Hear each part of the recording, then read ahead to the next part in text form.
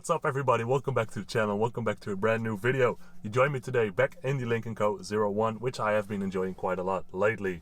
Today's video is all about tips and tricks for this car, the 01. So let's get started. So the first tip is about the wireless charging of your phone in the center console. You can put your phone on it, but probably nothing will happen. Therefore you need to head into settings, go to connect, swipe down, and over there you will see wireless charging for device. Make sure that is on so that your phone can charge wirelessly, which is pretty useful. Next tip is that you can choose out of multiple themes for the driver display. What you do is also in the center screen, you head to the right, you go to settings, you go to display, you press select theme, and over there you will have 4 themes. First one is clear, second one vivid, third classic, and the fourth is blaze. Make sure you check them all out and choose the one you like. So the third tip is that the buttons on the steering wheel are not only buttons you can press, but you can also swipe more or less. So that's pretty good to know, as on the first day I got a bit annoyed about it and I didn't know. So I was upsetting all kinds of settings accidentally when moving over the buttons. So you can also swipe them. Also good to know is that on the right side of the steering wheel you can adjust all kinds of settings using the buttons over there. So you press the 3 lines and there you have, for example, the energy flow, navigation, media, and your own link, and also the phone.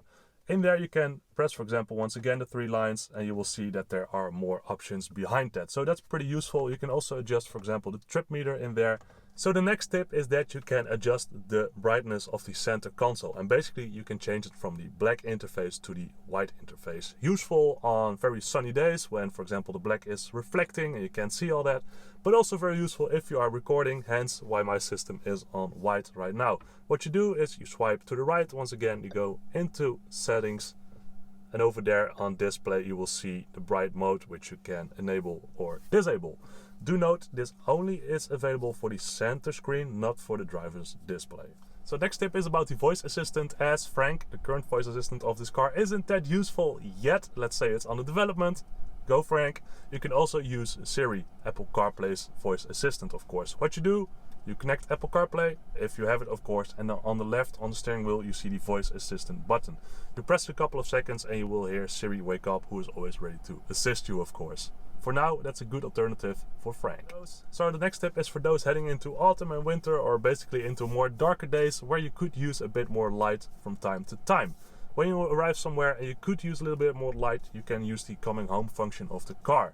That basically means that the car will light up using its headlights and interior lights of the cabin and give you a bit extra light. For example, heading inside your house or maybe walking away from a dark parking place. So staying with lights in the interior of the car is also plenty of choice for cabin lights.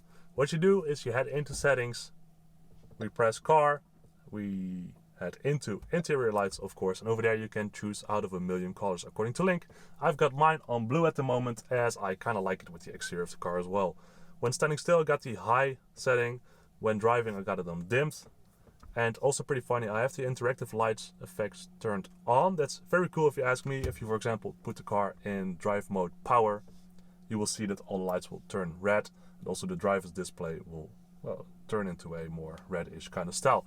Very cool, and make sure, especially in the dark, you check it out, as it looks awesome. So for those who would like to share everything, including me, for videos, I don't know, there's a selfie camera and also a camera pointing outside of the car. What you do is you swipe to the right, you head into journey camera, and over there you will see the selfie mode and also the outside mode.